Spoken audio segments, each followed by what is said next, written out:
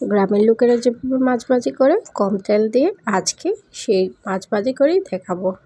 কম তেল দিয়েও পারফেক্ট এবং মজাদার মাছ ভাজি করা যায়, সেটাই করে দেখাবো।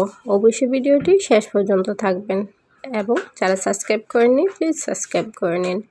আমি এখানে 4 পিস রুই মাছ নিয়েছি। এখন দিয়ে দেবো স্বাদ মতো লবণ, 1/4 চা চামচ ধনিয়ার গুঁড়ো, 1/4 চা চামচ হলুদ গুঁড়ো এবং 1/2 চা চামচের মতো মরিচ গুঁড়ো। দিয়ে দিব আদা ও জিরা বাটা 1/4 চা চামচ করে।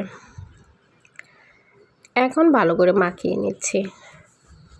যারা ঝটপট কোনো কিছু খেতে চান মাছ ভাজি করে, তাদের জন্য আজকের এই শেয়ার রেসিপি। আশা করি সবারই ভালো লাগবে। ভিডিওটা করতে যেহেতু অনেকক্ষণ সময় লাগছে, কিন্তু মাছ ভাজিটা করলে এতক্ষণ সময় লাগবে না। আপনারা একবার হলেও এই রেসিপিটা ট্রাই করবেন। এখন ভালো করে মশলাগুলো আমি মাছের সাথে মিশিয়ে নিচ্ছি। সবগুলো মশলা মাছের সাথে মেশানো হয়ে গেলে মাছগুলো আমি এক সাইড করে রেখে নিচ্ছি। এখন দিয়ে দিব 1/4 কাপের মতো পেঁয়াজ কুচি। গ্রামে কিন্তু প্রায় বেশিরভাগ মানুষই মাছ ভাজির সাথে পেঁয়াজটা খেয়ে থাকেন, আর যারা পছন্দ করেন না তারা কিন্তু এটা স্কিপ করতে পারেন। কিন্তু আমার কাছে কিন্তু মাছ ভাজির সাথে পেঁয়াজ ভাজা অনেক ভালো লাগে।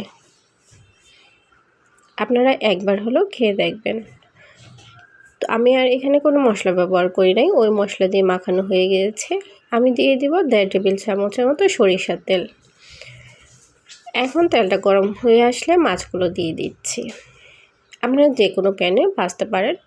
ভাজার আগে অবশ্যই প্যানটা একটু গরম করে নেবেন, তাহলেই দেখবেন মাছগুলো নিচে লেগে যাবে না।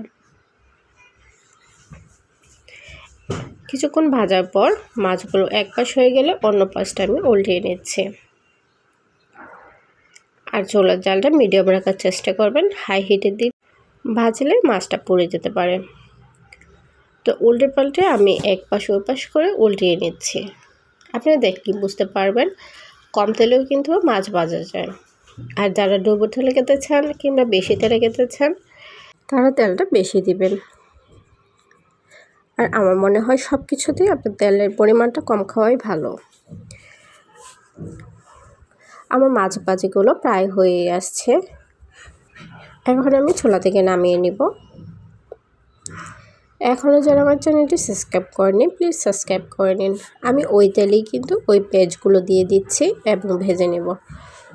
তো ভিডিওটি কেমন হয়েছে সেটা কিন্তু কমেন্ট করতে অবশ্যই ভুলবেন না এবং লাইক শেয়ার অবশ্যই করবেন। এবং নতুন ভিডিও পেতে অবশ্যই আমার চ্যানেলটিকে সাবস্ক্রাইব করে রাখবেন। সবাইকে অসংখ্য ধন্যবাদ। আল্লাহ হাফেজ।